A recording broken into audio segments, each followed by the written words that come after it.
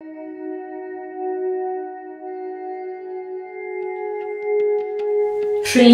कामाक्षी स्तोत्रम् ब्रह्मा कृत।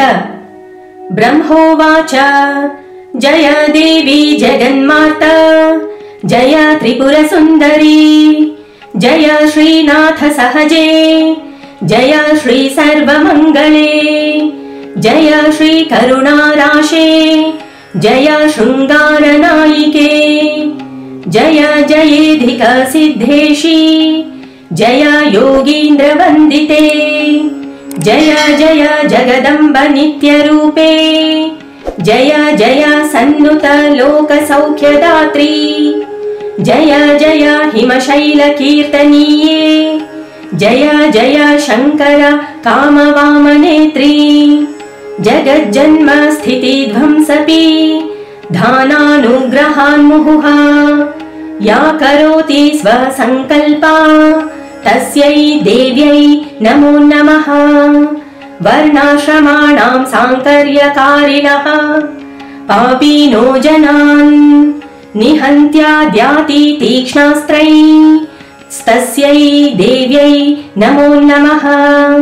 नागमैश्च न वेदैश्च न शास्त्रैर्न च योगिभिः वेद्याया च स्वसंवेद्या तस्यै देव्यै नमो नमः। रहस्याम्नाय वेदान्तैस्तत्त्वविद्भिर्मुनीश्वरैः परं ब्रह्मेति आख्याता तस्यै देव्यै नमो नमः। हृदयस्थापि सर्वेषां याना केनापि दृश्यते सूक्ष्मविज्ञानरूपायै तस्यै देव्यै नमो नमः। ब्रह्मा विष्णुश्च रुद्रश्च ईश्वरश्च सदाशिवः यद्ध्यानैकपरा नित्यं तस्यै देव्यै नमो नमः। यच्चरणभक्ता इन्द्राद्या यदाज्ञामेव बिभ्रति साम्राज्यसम्पदीशायै तस्यै देव्यै नमो नमः। वेदानि श्वसितं यस्या वीक्षितं भूतपञ्चकं स्मितं चराचरं विश्वं तस्यै देव्यै नमो नमः। सहस्रशीर्षा भोगीन्द्रो धरित्रीं तु यदाज्ञया धत्ते सर्वजनाधारां तस्यै देव्यै नमो नमः। ज्वलत्यग्निस्तपत्यर्को वातो वाति यदाज्ञया ज्ञानशक्तिस्वरूपायै तस्यै देव्यै नमो नमः। पञ्चविंशतितत्त्वानि मायाकञ्चुकपञ्चकं यन्मयं मुनयः प्राहुस्तस्यै देव्यै नमो नमः।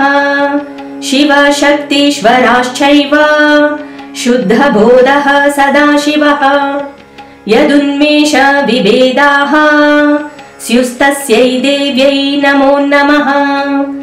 गुरुर्मन्त्रो देवता च तथा प्राणश्च पञ्चधा या विराजति चिद्रूपा तस्यै देव्यै नमो नमः।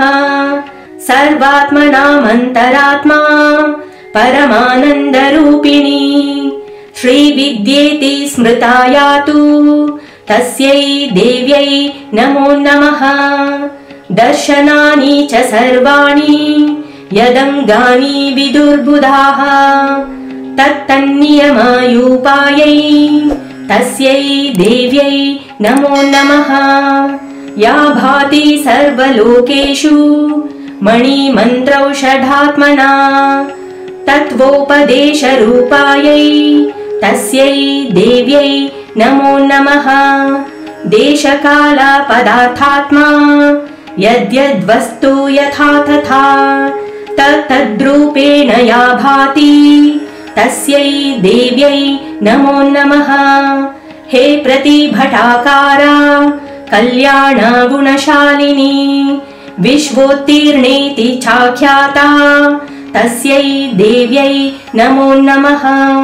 इति स्तुत्वा महादेवीं धाता लोका पितामहः भूयो भूयो नमस्कृत्य सहसा शरणं गतः इति श्रीब्रह्माण्डमहापुराणे उत्तरभागे ललितोपाख्याने 19चत्वारिंशोऽध्याये ब्रह्मकृत श्रीकामाक्षि स्तोत्रम्।